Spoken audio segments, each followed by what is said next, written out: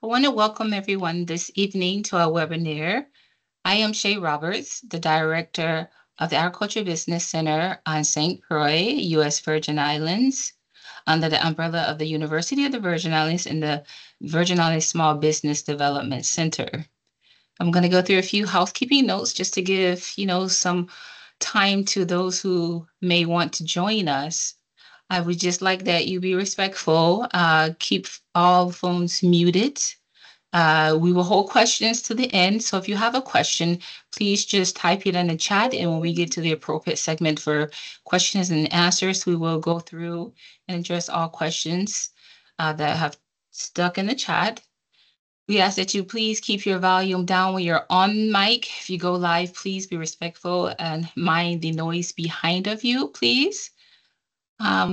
We also I want to thank our co-sponsors. It took a lot of people to put this together, and there's hard work of the staff who put this together in the work that they do, the research that they do to present such a webinar. But I want to, first of all, acknowledge that it's a collaboration between the University of Puerto Rico, Mayaguez, the Extension Service there at the University of Puerto Rico, and also the the experimental station. I got it, experimental station. I won't try to say it in Spanish. I just know it is English, the experimental station. You also have collaborators from the Florida's organic growers. And you also have collaboration, again, from the University of the Virgin Islands under the SPDC and the Agriculture Business Center, in Virgin Islands Farmer Alliance, who all collaborated to be able to present this webinar this evening. Okay, this evening you are in for a treat. We will be hearing strategies for establishment, renewing, and managing pastures for small ruminants. Okay, and will be presented by Dr. Alfredo Aponte. Dr. Aponte is a graduate of agronomy from the University of Puerto Rico at Mayaguez, and part of the family tradition in small-scale farming in the town of Garabo. He earned a PhD in crop covering systems in North Dakota. After completing his doctorate, he returned to Puerto Rico because his vocation is to cultivate his land, and he has launched agrological production projects in support of the country's food sovereignty. We will be having Dr. Aponte will be sharing with us science-based strategies and hands-on techniques for establishing new pastures, renewing degraded ones, and managing grazing systems effectively. Without further ado, I present to you Dr. Alfredo Aponte. Yeah, good evening, everyone. Thank you for the introductions, Shanta. So I will share my presentation right now. Just give me a second.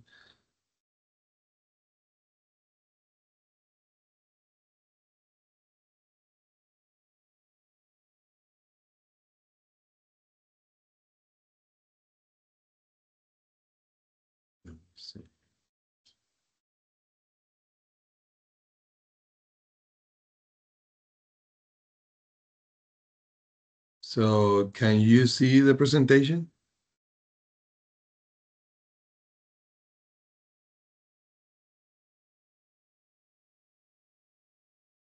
Do you hear me? Yes, we can see the presentation and we can hear you, Alfred. Yes.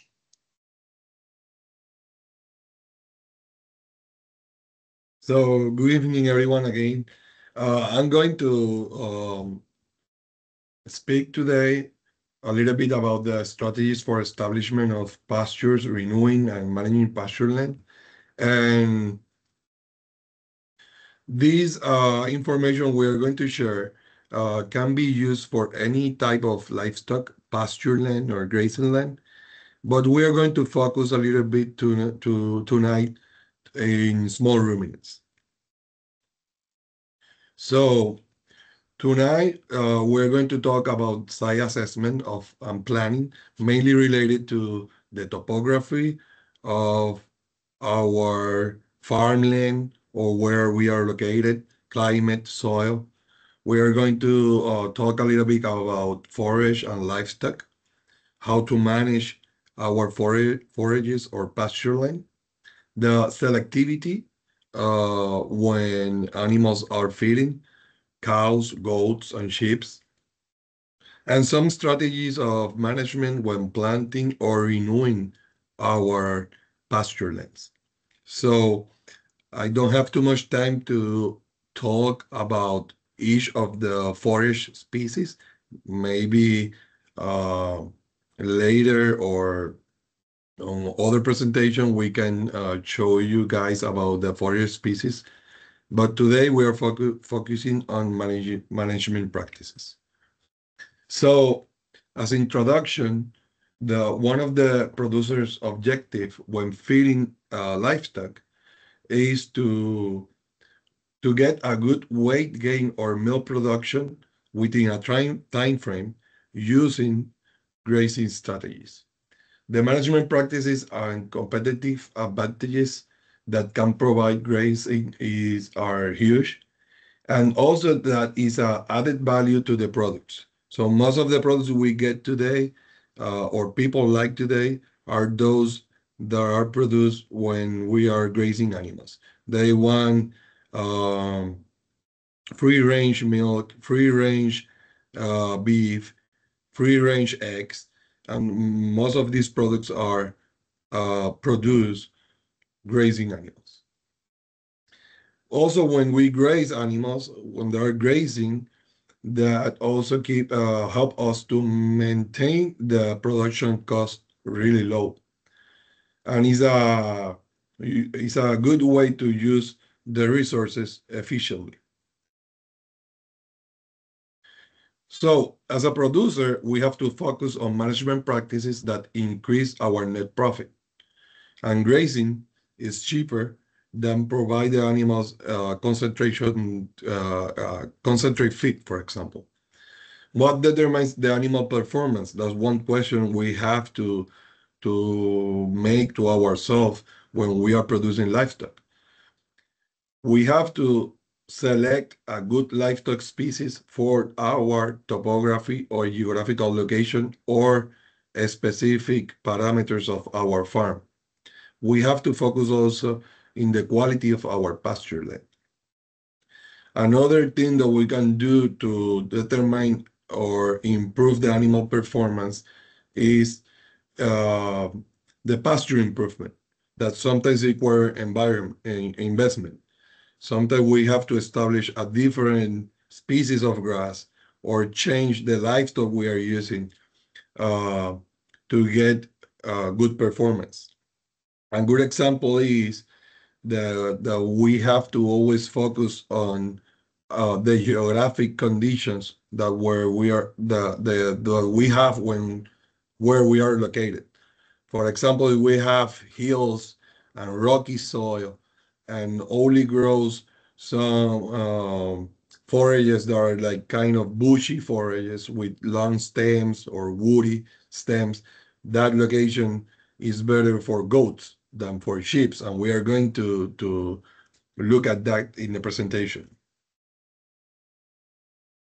Some management practices that we are going to discuss in the presentations are the importance of the forage inventory, the subtropical improved forages that we have available, the management of the stocking rate and the grazing pressure, establishing an appropriate rotation plan of our grassland, the importance of soil sampling and the fertilization plan, and also the importance of monitor the nutritional quality of our forages.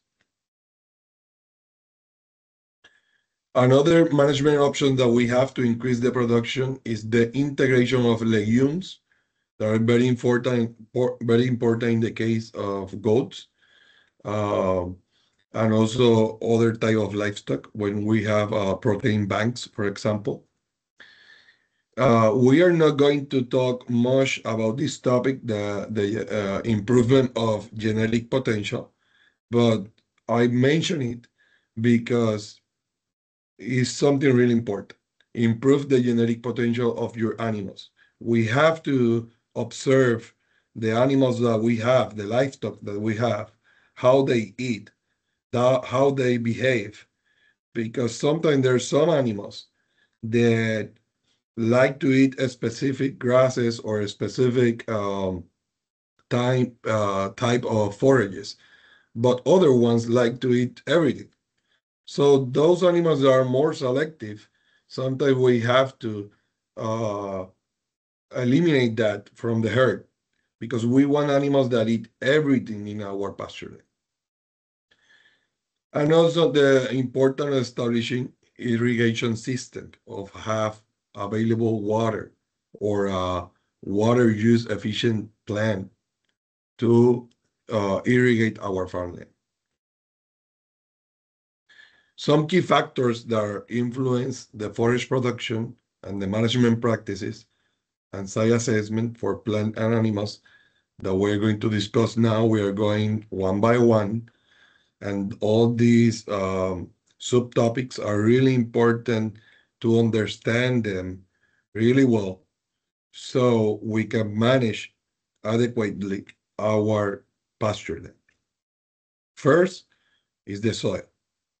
I'm not going to talk too much in detail because later this week, Dr. Julia Hallerans will be talking to us about fertilization and soils, but I'm going to discuss an important thing. It's important before we manage our farmland for forages or when establishing a new grassland, it's important to do soil sampling. Every 2 to 3 years, we have to determine the pH of our soil.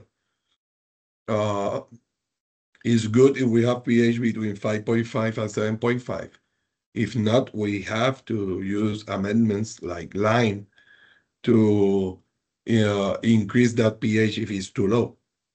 Also, it's important to determine the amount of nitrogen, phosphorus, and potassium, and the organic matter content. This information will help us to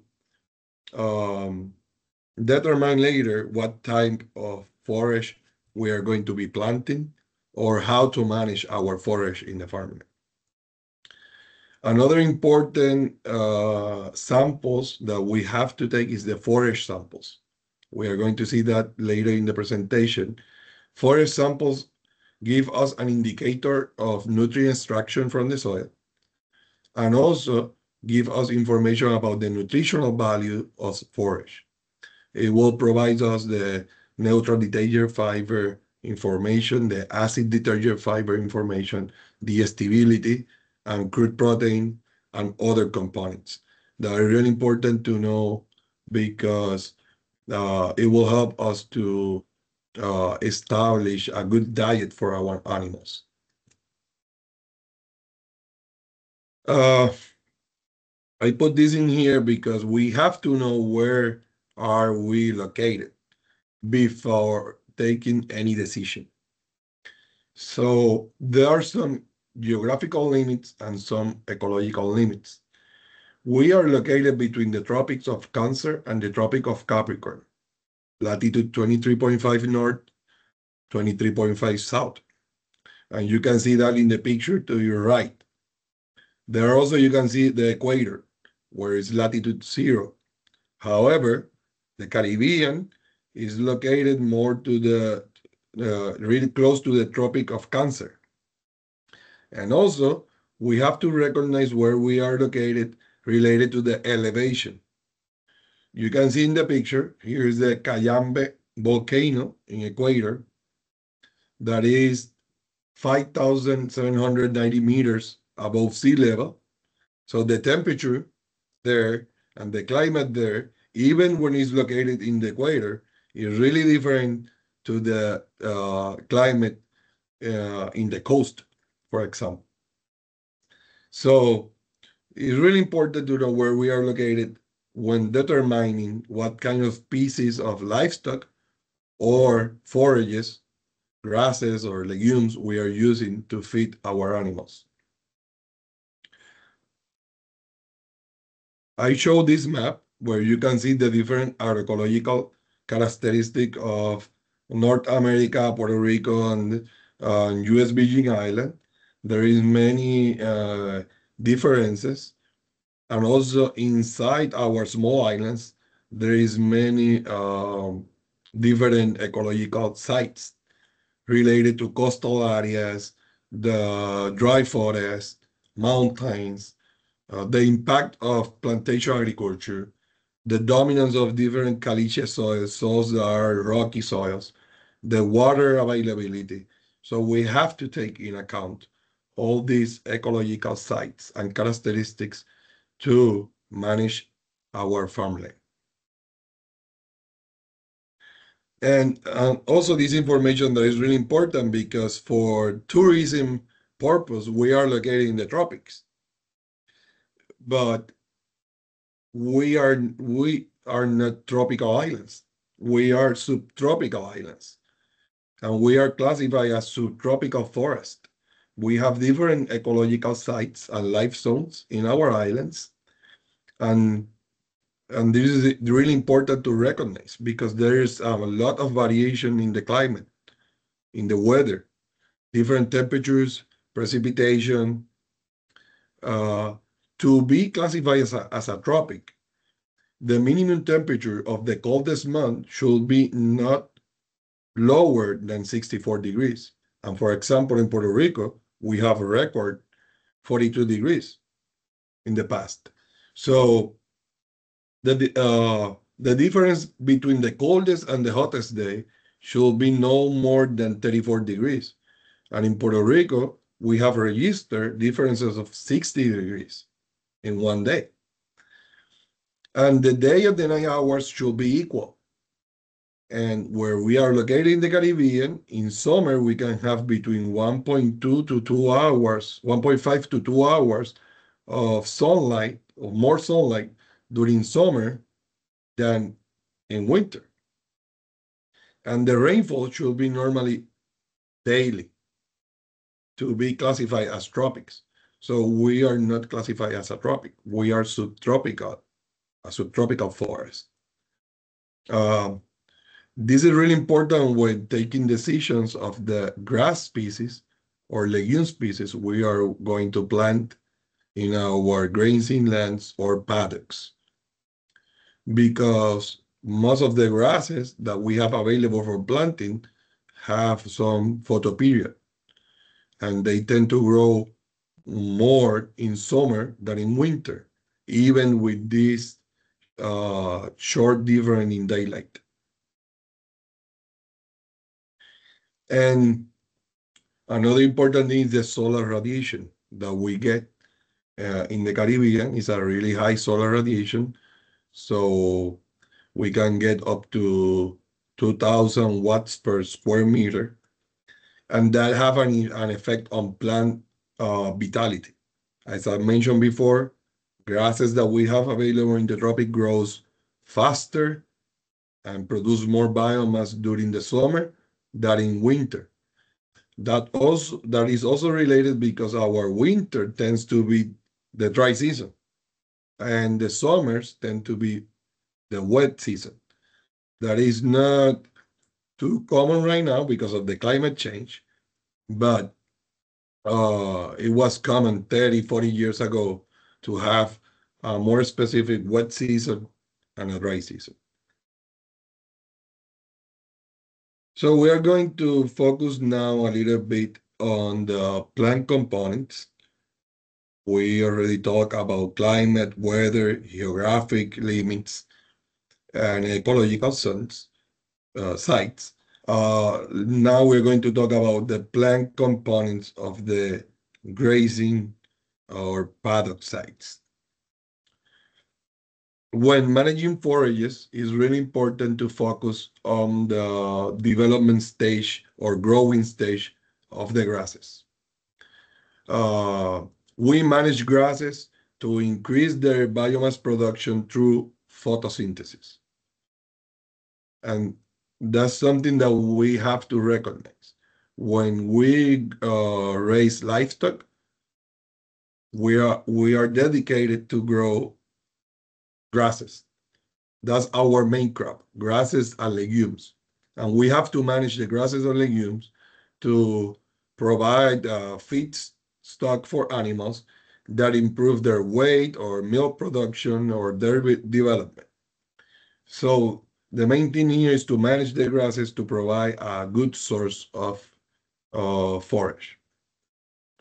The grasses, when the grasses increase their yield, the quality of the grasses decreases. And this is a really important managing tool. Determine in each location that we are located how much days we have to keep this paddock in resting period. Most of the grasses that we have in the Caribbean needs between 21 to 35 days of a resting period after harvest. For example, the Guinea grass, that is a Megathyrsus maximus, need between 28 to 35 days of resting period. And that will be variable. If the grass is growing during dry conditions, you have to keep it sometimes up to 45 days of resting period to have a good source of forage. But during the wet season, it will grow faster. And sometimes with 21 days of resting period is enough. That's also important to recognize, because the tropical forage, as we identify them in subtropical forages or grasses, tend to have low nutritional quality and energy.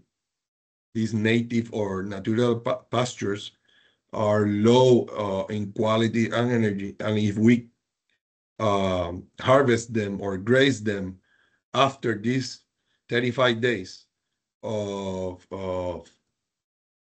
after 35 days of grazing or 45 days, they have too much lignin, and the animals cannot have a good source of forage. They are high in fiber, they are low in nitrogen content and soluble carbohydrates, and they have a low digestibility.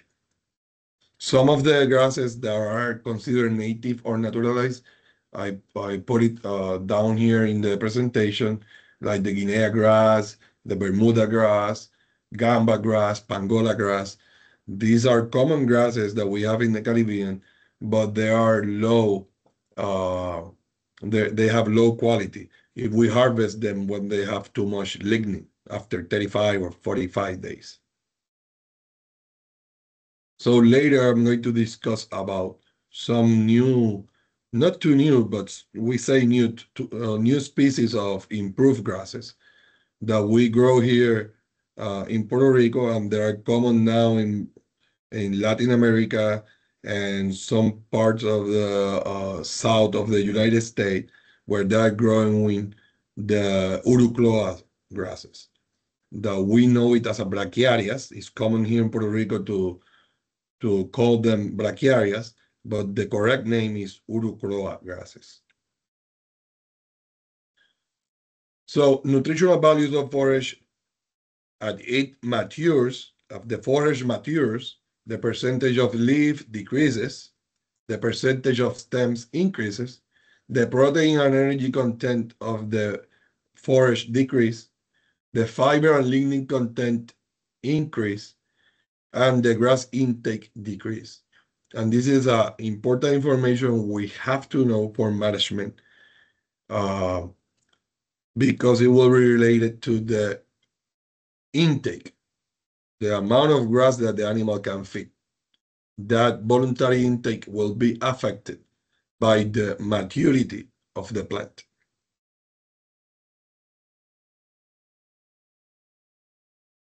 Let's talk a little bit now about the animal components that are really important on forage management. As a farmer, you have to look to the livestock species you are raising. For example, and how they eat, how these animals eat. For example, you have cattle.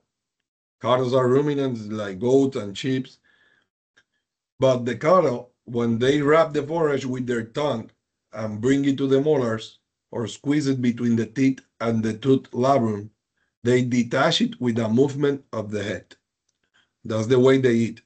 So they make a movement with their head and detach the forage. So you need grasses with a stronger root system. Sheep and goats, they have a tooth bone, they have thinner mouths and more flexible lips that allow them to consume more woody plants. So they like specifically goats, they like more woody plants, leaf and stems, while cattle and sheep like more grasses or like better the grasses. And that's and this in this diagram or picture you can see an explanation of that. So goats are more related to wild animals, and sheep and cattle are more related to domestic or animals that are more domesticated. Goats also are related to dry areas and where they're in areas where they don't have much forage available and grows more woody plants. So that's the reason the evolution of goats are more related to eat faster and a lot of stems and leaves, but sheep and cattle eat more grasses and don't eat so fast.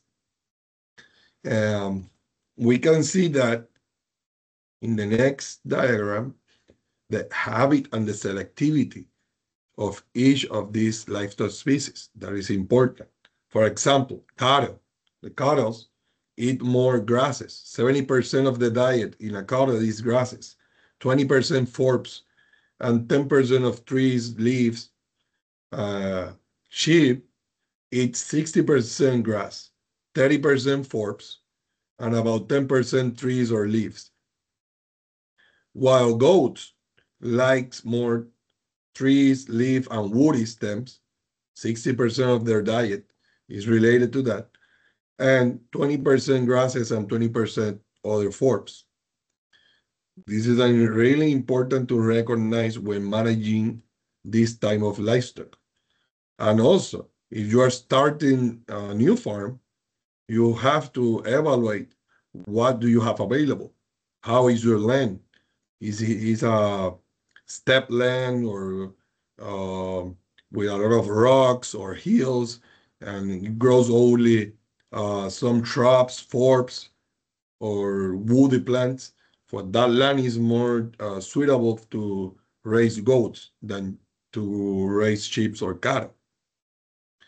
So really important to evaluate the farm that we have available, our paddocks, the type of plants that are growing in these sites. So with that we discussed, or this important information related to the animal component, plant components, climate, topography, then we can start to talk about the management of pasture land. But we have always to have all that I discussed in your mind to do a good management. First, when managing pasture land, we have to do a pasture inventory that will help us to determine the composition of our pasture land. Species that predominate in the field, it's important to evaluate that every 2 to 3 years, because we have to keep these good species. So we have to determine if we are losing our grasses or good legumes because of our managing strategies. It allows you also to calculate the average production of dry matter. That's really important to determine in the farm, in each paddock, if possible, determine the amount of dry matter that is available for our livestock. That will help us later in the presentation to understand stocking rate, grazing pressure, or how many animals we can have per unit area. That amount of dry matter is really important. Grasses will only persist if the soil are fertile or if they are fertilized. There's many ways to do that. It could be chemical fertilizer, it could be compost, it could be manure, but we have to manage the fertility of our farmland to produce a good quality of forage for our animals. One way to determine the pasture inventory, composition, and dry matter is to harvest a square meter at random in several pasture areas in the dry season and in the rainy season. We have to do it at least when we have enough precipitation or when it's dry, because it will change a lot the amount of dry matter that is available in the paddocks for our livestock. So in this diagram, you can see how to do it. It's really easy to do it. You can build a square meter that is 3.28 feet wide by 3.28 feet long. You can do it by PVC pipe with PVC pipe, half-inch PVC pipe. And you throw it randomly in the paddock several times, depending of the size of the paddock. So you will throw it several times randomly and harvest any plant species that are inside that square meter. Any species that you know that livestock can eat, grasses, legumes, different forbs, but not weeds that the animal don't eat. So you harvest all the content in the square meter. You take the weight, then you dry it using sunlight or in an oven. If you use sunlight, you can do it for 2-3 days. Then after that, you can take the dry weight, and using the formula in the slide, the initial weight minus dry weight divided by the initial weight will give you the percent of dry matter. And this percent of dry matter will be used for mostly everything when managing your farmland or your paddocks. Once you have the dry matter content, it's really important to recognize that grazing is the most economical feed. It's the most economical way to feed our animals, because concentrated feed is expensive and other supplements are really expensive. So the best way is to do or implement a grazing system. Dry matter that I showed you already how to determine is what remains after removing the water. And we have to understand this concept because mostly all the information we have in the literature or research information use dry matter for the calculations. So the dry matter intake in small ruminants, for example, and other type of livestock is between 2.5 and 3% of their body weight. So we can use a simple formula. For example, if we have a goat of 100 pounds, and we multiply that by 0.025, so that goat will eat every day 2.5 pounds of their body weight. However, there is a better way, more specific way to do it, that it will give you the correct amount or the correct amount of it will give you the correct amount of body weight that this animal can eat. So I will explain you to you. So the way is to take a sample of that forage, dry sample, send it to the lab, and one of the parameters you will get from the lab will be the NDF, is the neutral detergent fiber. So neutral detergent fiber can be used to predict the intake. And there is a really specific way to determine percentage of body weight that the animal can consume of the forage. So once you get the results, you will use a constant that is 120, and you will divide it by the NDF. And that will give you the percent of body weight that this animal can eat. Let's say your calculation is 3.6, so you know that this type of livestock or animal will eat 3.6% of their body weight of your forage. So you can do that with any type of forage you have in your farmland and predict the specific amount of forage or that the animal can consume. Another management practice important for pasture lands is the ability of the farmer of do a really good observation in the field. Why? Because pasture have sometimes been degraded by poor management practices, and that will lead to soil compaction, that will decrease the aeration and the infiltration in the soil, and then grasses, legumes, and all the forages will grow slow and will produce a low amount of biomass. Soil compaction will alter the natural balance between species due to the overgrazing and lack of fertilization.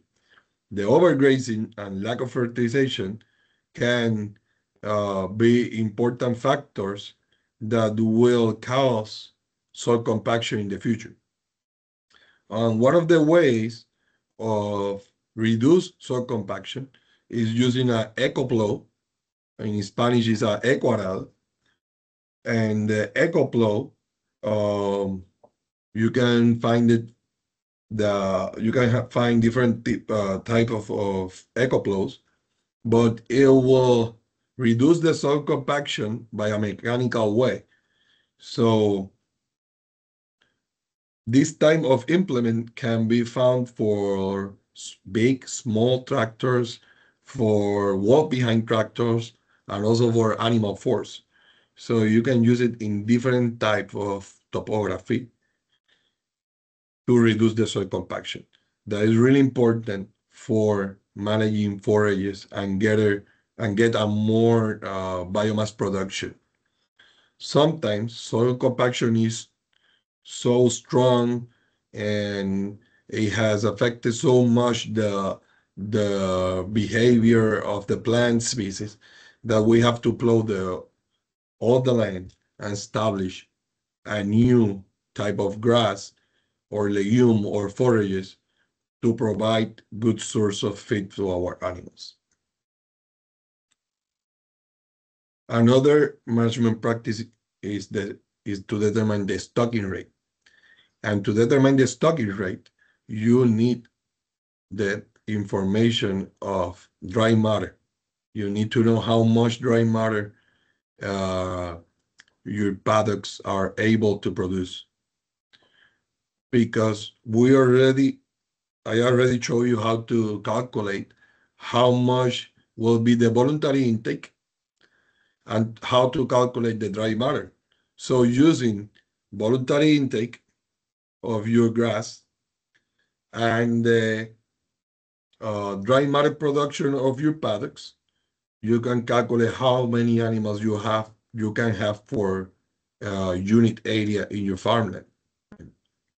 So if your paddock produce 1,000 pounds of dry matter per acre, you can divide that by the amount of dry matter each of your animals need to eat daily, and it will give you the amount of animals you can have daily in that acre. And that changed a lot in different locations. For example, here in Puerto Rico, we have farms that are able to have enough production in 1 acre to have a stocking rate of 2 animal units for the whole year in 1 acre, produce enough dry matter 1 acre to feed 2 animal units of 1,000 pounds for 1 year. However, in some locations, like in the south of the island in Puerto Rico, that is really dry, like Guanica, you need 13 acres to feed 1 animal during 1 year. So it depends of the location or the dry conditions or the availability of water, temperature, and the species that you have. That's why it's really important to determine dry matter in your paddocks and calculate the correct amount. Because if not, you will have overgrazing, you will have low biomass production, low quality forage, and low performance of your animals. Also in this diagram, you can see that the stocking rate change throughout the year, related to the amount of sunlight and the amount of water availability. During January, there are short days and dry. For example, here in the Caribbean tends to be drier during winter. So the stocking rate will be less than 1 animal per acre per year. But in the summer, where we get more sunlight, more rain, you can have up to 2 animals per acre for 1 year. Enough food, enough forage for that.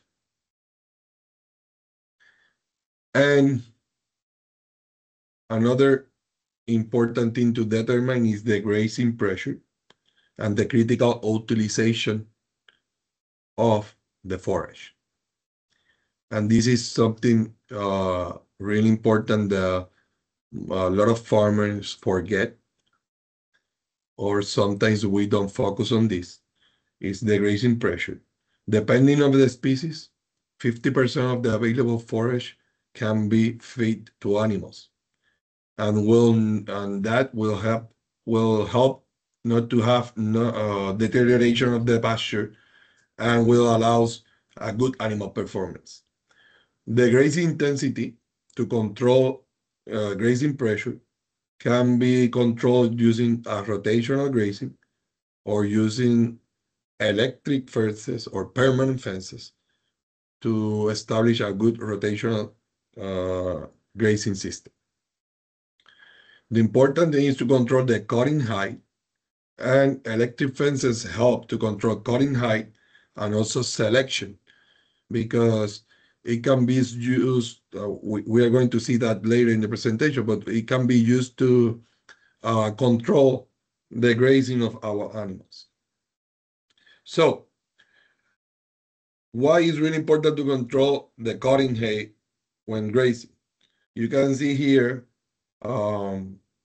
in the first picture to the left, when the animals eat 50% of the leaf in the grasses, the root growth will stop by 2 to 4%. However, when animals eat 60% of the leaf, the root growth in grasses will stop by 50%. So if the livestock eat too much of the leaves, the plant will not be able of fixing carbohydrate in the roots, and eventually it will not be able to regrow fast, and weeds are going to predominate in the paddocks. So important to manage the cutting height. And you can see it in the picture to the right. This is an experiment related to root growth, and different percentage of, or different cutting height. It's an overgrazing experiment. And you can see in the picture, when you have overgrazing, there is a poor root development. And when you leave more than 50% or 50% of the leaf of grasses, you will have a really good root development. So it's really important what happens in the top of the soil or in the grasses, in the biomass, is really important to manage whatever is underground, the roots of the plants. There are different type of grazing system also. I'm not going to discuss all of them because we don't have time, but the most important is the rotational grazing system, that are areas divided by permanent or temporary fences that allows for better handling practices. Rotational grazing system helps to control the resting time of pasture land, shorter occupancy time, better use of the pasture land, increase also the production of pasture land, minimize compactions, and distribute nutrients. When you have a lot of animals in a small area, they will compete for the grasses. They will eat mostly everything. They will sparse the waste, the animal waste, and they will fertilize everything. They eat almost everything in the paddock. So that's why we, in Puerto Rico, we promote a high stocking rate with short occupations of 1 day in 1 hectare. So in some farms, we have farmers that put 80 to 100 cows in 1 hectare for 1 day. And then next day they move to the next paddock. And that will help. That will provide enough rest period to the paddock for 28 to 35 days, a good distribution of the waste, good fertility, and good microbiology of the soil, a good diversity in the soil. And that's a really important management for grazing system, rotation of the paddocks and the resting time of the paddocks. There is different rotational systems. I will show you just some of them. In flatlands, it's good to use the center lane or large street paddocks, but this is just for flatlands.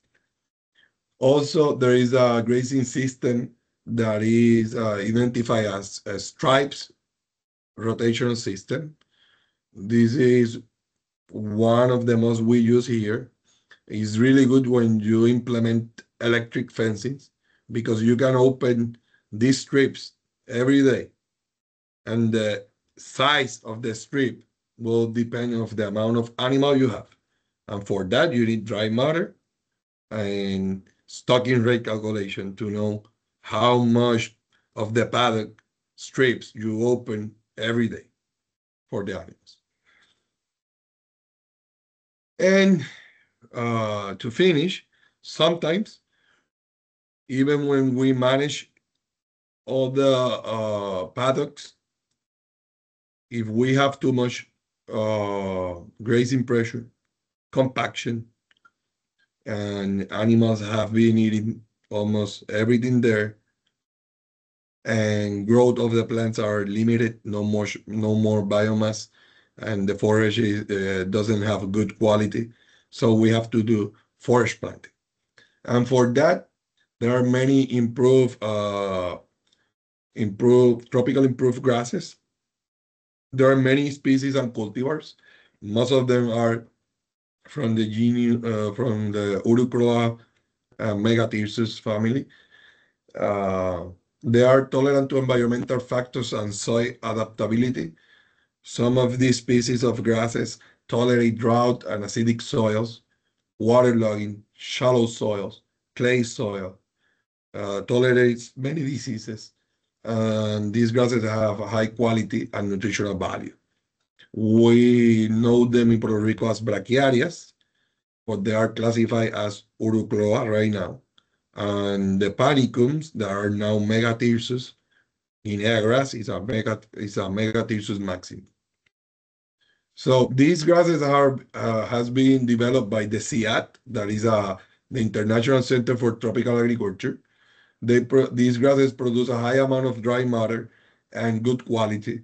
They allow increasing the stocking rate, and also these grasses adapt to the integration of legumes.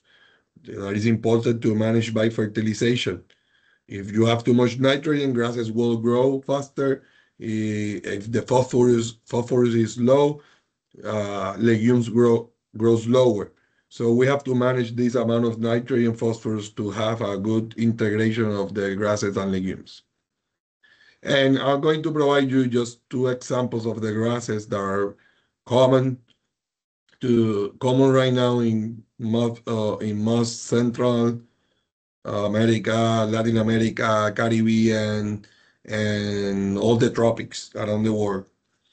Some of these grasses are, for example, the Urucloa decumbens, cultivar basilisk.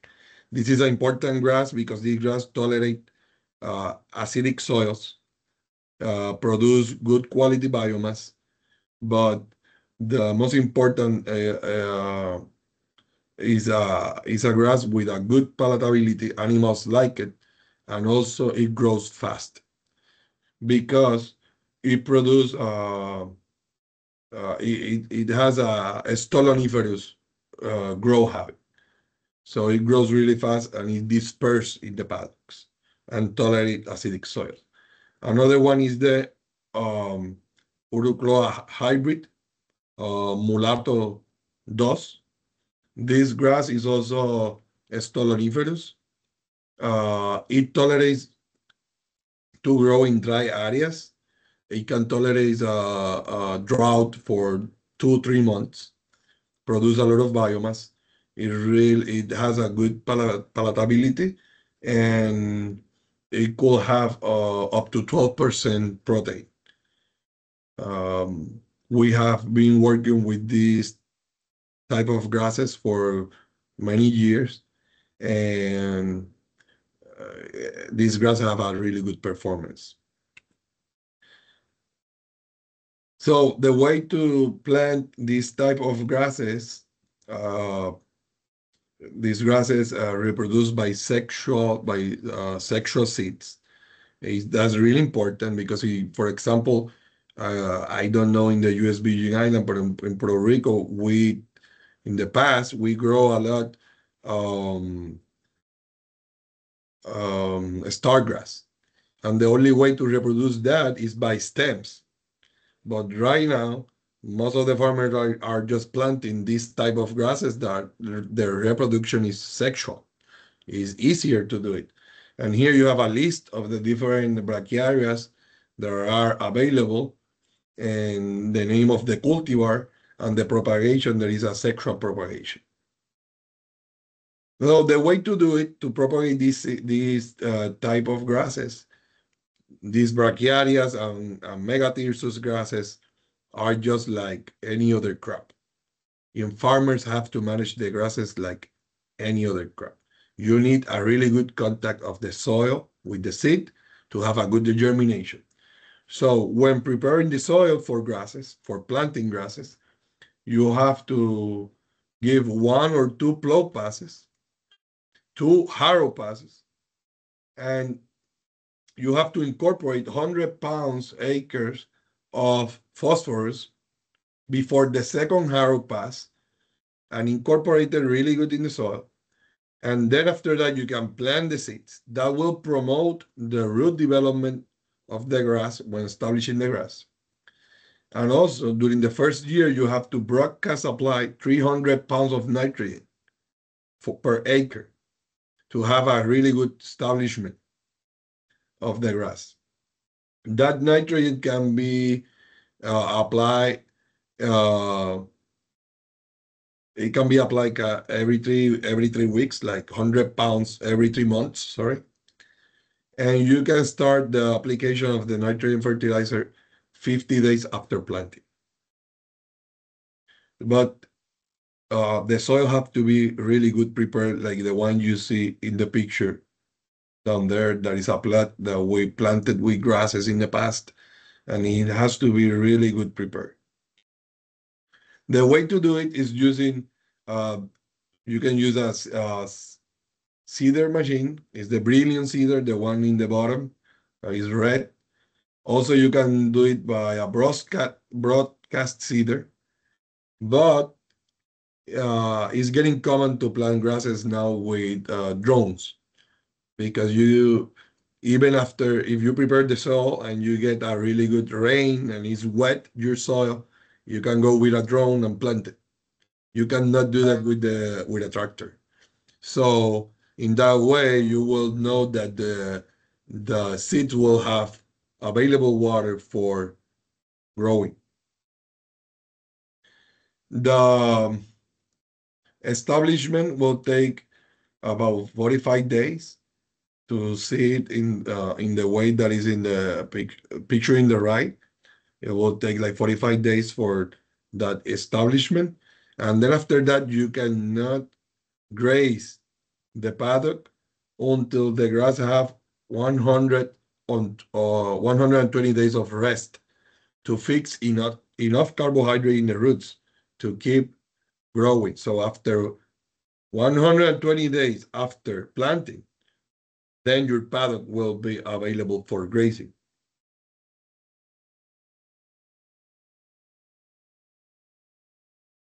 So the fertilizer have to be divided in 3 to 6 applications every 2 to 3 months. Apply only urea, nitrogen if potassium and phosphorus levels are high. And usually here in Puerto Rico, we use the formulation 15-5-10 for fertilization. But if your phosphorus and potassium are high, you can use urea or any other source of nitrogen. Another important management practice is to establish protein banks of different legumes. For example, you can use mulberry, leucaena, and different types of legumes. That will help also with the soil fertility and the symbiotic nitrogen fixation. That is when rhizobium colonize the roots of some legumes, uh, is able to fix the atmospheric nitrogen to the plant, and that will help the fertilization of the soil. And some seed pieces that I'm not going to enter in detail, but Gliricidia sepium is a good source of forage. It's a small tree that can be used to feed different small ruminants. It's a legume. The Morus alba is another plant or shrubs that are good for small ruminant that has between 15-25% protein and really good digestibility. The hibiscus is another plant good for the bag proteins. These will be used to supplement the nutrition of the livestock because it will provide protein, energy, and other important components of the nutrition.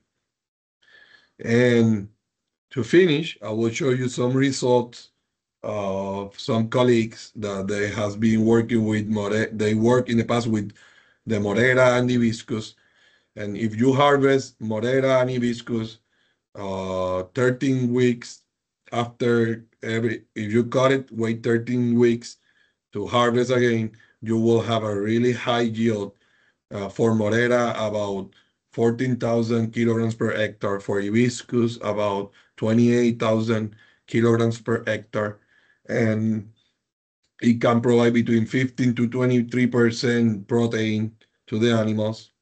And also, when you evaluate the nutritional quality of this type of plants, they are considered prime or an excellent forage for supplementation of livestock. So here, this is the end of my presentation. If you have any question, we can have a couple minutes for questions.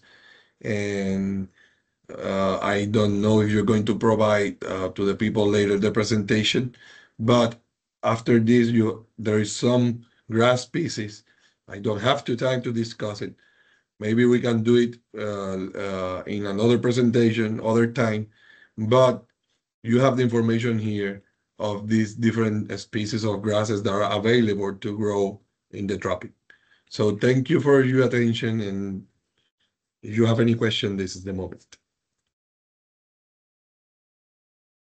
Okay, thank you, Dr. Aponte. Appreciate that information. Hey, I've learned some things that I didn't even know about grass and, just rotating your cattle and stuff. So, while we wait for some questions, possibly that others may be thinking of, I want to announce to everyone that this is a collaboration between the University of Puerto Rico and the University of Virgin Islands, and we hope over time we'll be having more workshops available for you. We do have one scheduled and upcoming on the 24th. Sorry, that was the 26th. Today was the 24th. We have one on the 26th. And as Dr. Aponte pointed out, we have soil management practices under organic agriculture production systems. That will be happening on the 26th of this month at 6 p.m. The information has already gone out. If you did not get the information and would like to register for the information, please contact myself or just drop your email in the chat and we'll be able to get that information to you. So let's just take a quick look in the chat to make sure someone is typing, and I'll give them a chance to type their information so that we can then write any questions that we have to you, Dr. Aponte.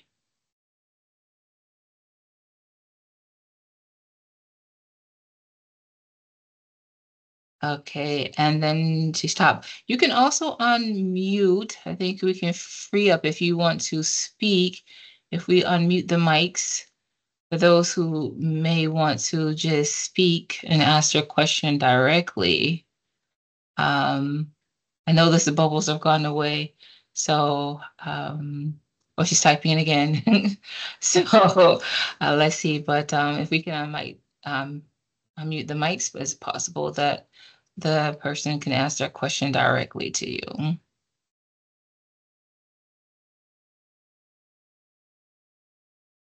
Oh, I did have a question myself when I was thinking about this when you're talking about soil.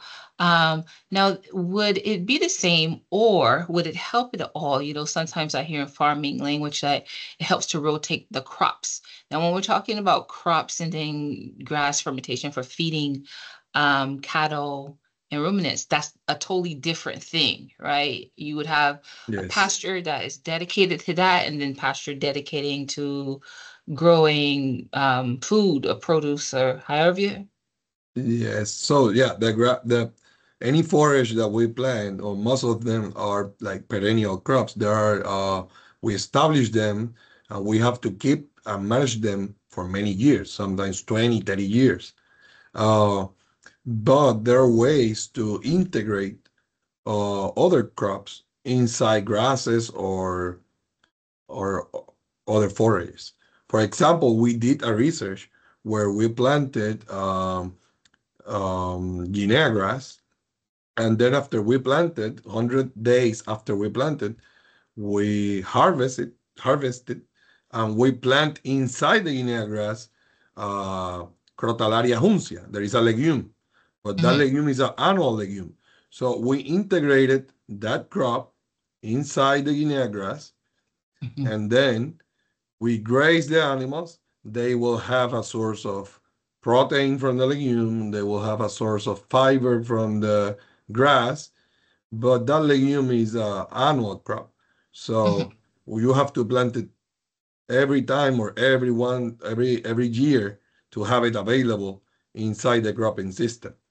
But there's ways to do it, to implement other crops inside our grazing system. Okay, thank you for that answer. Okay, so we have in the chat, is there a way to improve the pasture in an aerological way, or is it necessary to prepare like in the photos shown? Well, there are ways to do it. Okay. The picture I show, that's the last resource we have, is to establish a new pasture land. But first, we use all the managing strategies we show you to try to improve our pasture land. And we can do it in agroecological ways. For example, aeration of the soil, reducing the soil compaction, as I mentioned before, or the example I just gave you, introducing legumes into an existing uh, grazing paddocks. Uh, Also, adding compost or manure to the fields that will improve the biodiversity of the microbiota and will grow, it will have more microorganisms, and eventually it will change the ecosystem. But the most important thing is the rotational grazing, the resting period of the paddock, and eventually, after 1 or 2 years of the management, we have seen that the ecological, the whole grazing ecological system change, and it will start growing the grasses, it will start growing different legumes, and the amount of biomass increase, the digestibility of that biomass is higher. So when you do rotational grazing, it will change the whole ecosystem, and you will have, and that's the best way to do it in agroecological way, managing cows and the rotational system. That's the best way to do it. Okay, and then we have another question. Ms. Colon said, thank you very much for that answer. Thank you. How many rest days are appropriate for most of the pastures we manage in tropical conditions? Well, it will go between 21 to 35 days. So, for example, you have I don't know the name in English, but it's a pangola grass or also the star grass. This type of grasses need between 21 to 28 days of resting period if you have enough good fertility practice and irrigation or a good precipitation. If it's a dry season, you will need more resting period. But most of the brachiarias or urucloas and also the panicums that are now megathyrsus need between 30 to 35 days of resting period. So that mean, and also the occupation, occupation time of the paddocks should be between 1 to 3 days, because animals eat everything in 1 or 3 days, and you have to move it to a new paddock. Because if they start eating their regrowth, that will affect the growth development and the amount of biomass the grass can produce. So that's the main explanation of that. Okay.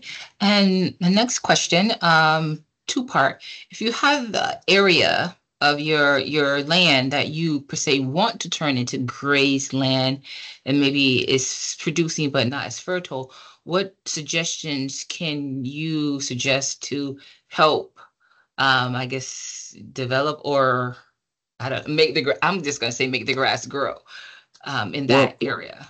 that will be more related to soil management, because one of Mhm. the things you will have to do is improve the fertility of that land by adding compost or manure, um, or planting some I forgot the name in English, a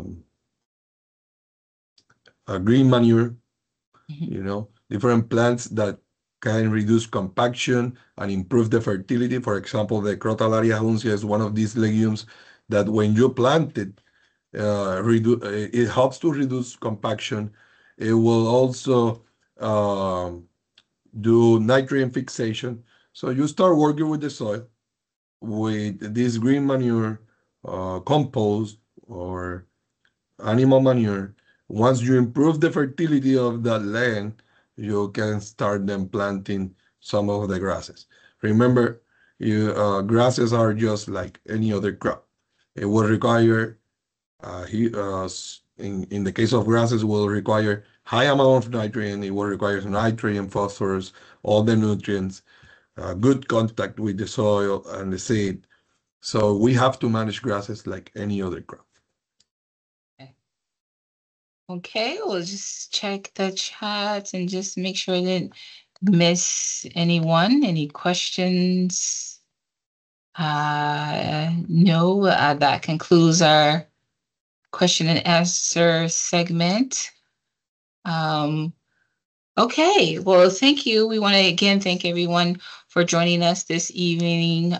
Very informational presentation, Dr. Aponte.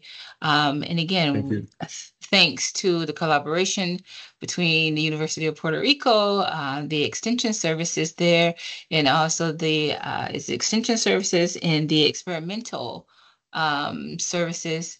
And also our sponsors and the University of Virgin Islands, partnering with the SPDC and the Agriculture Business Center. We have Virgin Islands Farmers Alliance and the Florida Organic Growers to bring this to you. If there's no other questions and no other closing statements from you, Dr. Aponte, then we will conclude for this evening. Again, thanks everyone for joining us, and we'll look forward to you joining us on the 26th with our soil management presentation.